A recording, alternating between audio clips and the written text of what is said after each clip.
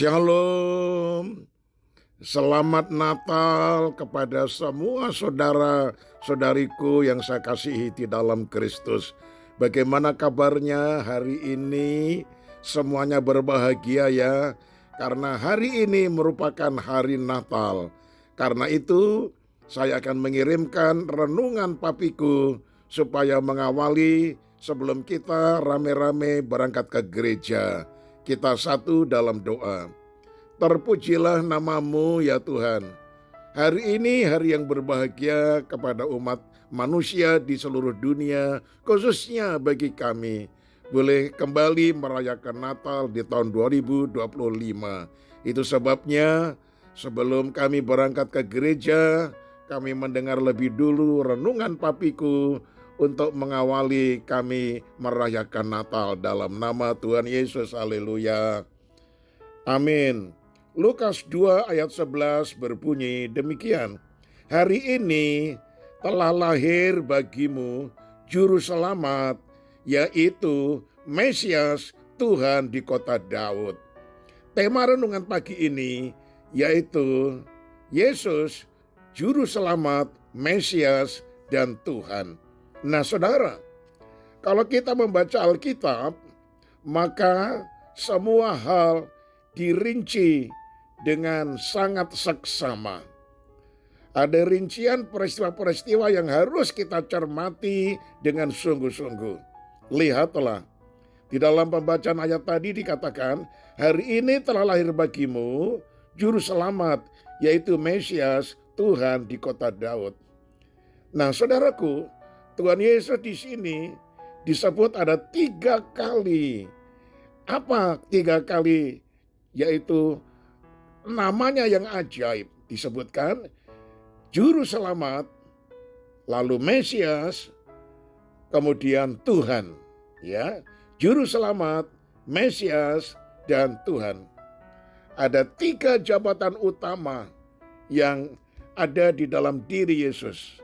Jadi Yesus tidak sekedar nama saja, tidak sekedar panggilan saja, tetapi Yesus itu menunjuk kepada misi kedatangannya ke dunia, yaitu untuk menyelamatkan manusia dari dosanya.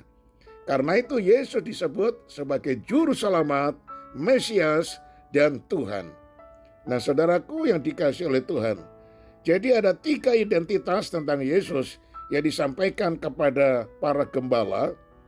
Sekali lagi, juru selamat, Mesias, yaitu pribadi yang diurapi Allah, dan Tuhan, yaitu penguasa tunggal atas kehidupan umat manusia.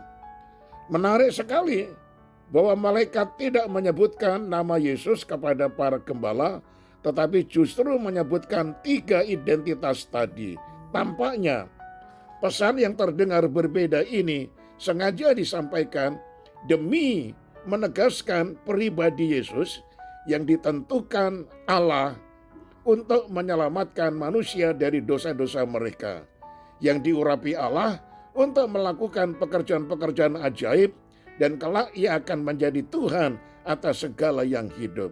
Nah saudara, Allah tentu memiliki alasan soal pemilihan para gembala sebagai kelompok penerima pesan yang mulia itu, meskipun tidak secara eksplisit disebutkan, namun bagi kita penerima pesan melalui tulisan dari Kisah Rasul, maka Lukas, yaitu Lukas, kini kita tak hanya mengerti tetapi juga bersyukur karena pribadi yang menjadi objek pemberitaan para malaikat kini berdiam dalam hati kita, yaitu hati saudara semuanya.